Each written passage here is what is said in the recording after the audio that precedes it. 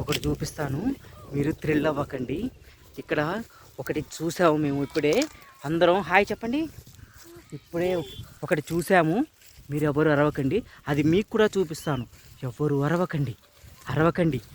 అది ఇప్పుడే మేము మా చేనులో చూసాము.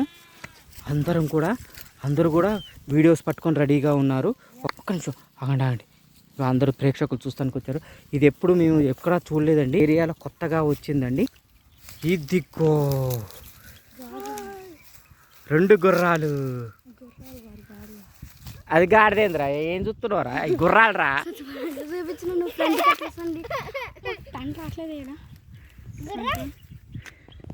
అది కట్ చేసి మళ్ళీ ఫ్రెష్ తీసుకో.